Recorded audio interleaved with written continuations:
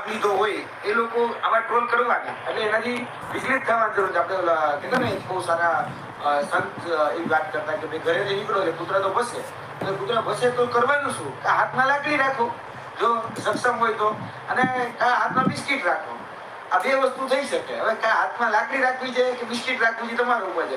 Biscuit રાખીને જતા રહો એટલે આપોઆપ રોડ ક્લિયર થઈ જશે. અને કા પછી મૌન રહેવાનું રાખો તો પણ રસ્તો ક્લિયર થઈ જશે, કારણ કે મૌનમાં તાકાત છે. આ ત્રણેય વસ્તુમાંથી તમારે કઈ રાખવી. હવે તમારી સાથે ઝઘડવું હોય તો જગ્યા રાખો, એનાથી મને તો કઈ ફરક જ નથી. મેં મારા જીવનમાં જે ટ્રોલર એવો બધી જવાબ નથી આપ્યો. મારી વોલપેપર ઉપર હું કંઈક લખતો હોય બરોબર, અને કહી શકાય મેં આજે કોઈને જન્મદિવસની શુભકામના પાઠવી હોય, અથવા તો કહી શકાય કે મેં કોઈનું મૃત્યુ થઈ ગયું હોય તો એની સાંત્વના પાઠવી હોય, તો એમાં લોકો મેસેજ કરે તો અમારી ટીમ ખબર જ છે કે ભાઈ ખોટી જગ્યાએ ખોટો મેસેજ આવે એટલે એને ડિલીટ જ કરી દેવાનું, ત્યાર પછી એને બ્લોક કરી દેવાનું. કે ભાઈ મારી વોલપેપર ઉપર હું શું લખું છું તો મારી મને મારો અબાધિત અધિકાર છે, ભાઈ સ્વતંત્રતા છે, આર્ટિકલ 19 જાણું છું બરાબર.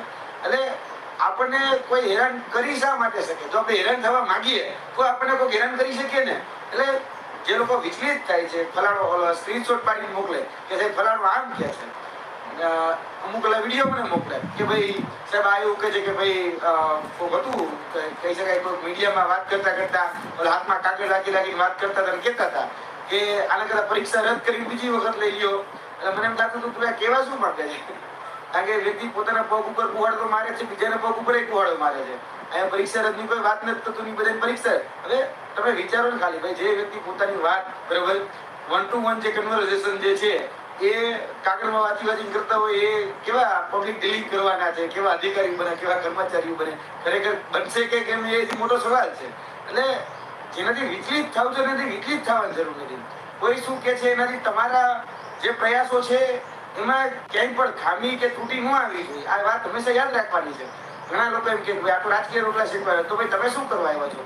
તમે તમારા નોર્મલાઇઝેશનના જે સ્વાર્થ જે છે એ સ્વાર્થનો રોટલો શેકવા આવ્યા છો ને. તમારે સરકારી નોકરી જોઈએ છે ને, તો સરકારી નોકરીનો રોટલો શેકવા આવ્યા હું એમાં કહું તમને ખોટું ન લાગવું જોઈએ ને.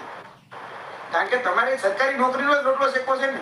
કઈ યાદ છે કે તમે સેવા તો કરો કે મફત તો તમે જવા નથી, ત્યાં તમને સરકાર 40,000 50,000 તો પગાર જ આપવાની છે ને, કે મફતમાં જઈને ત્યાં તો કઈ કહેવાય કે દેશ માટે બહુ કઈ કરી છૂટવાની કોઈ ભાવના એવું તો છે ને. એટલે તમે તમારો સરકારી નોકરીનો સ્વાર્થનો રોટલો ખાવા માંગો છો ને.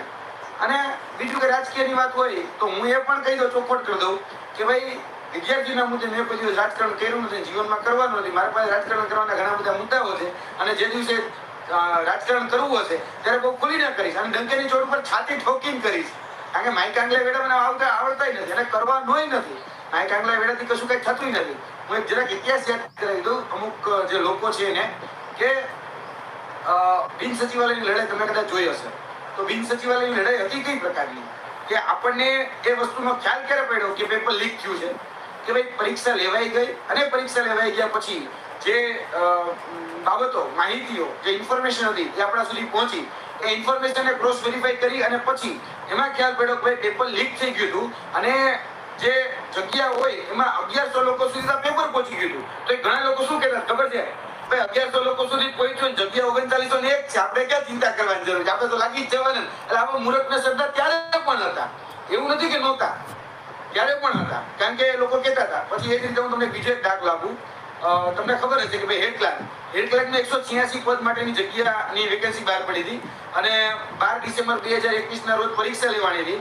પરીક્ષાનું પેપર પૂરું થઈ ગયું પછી આપણને ખબર પડી કે ભાઈ પ્રાચીનના ઊંચા ફાર્મ હાઉસનું તો પેપર ફૂટી ગયું. લાભાર્થી કેટલા હતા ખબર?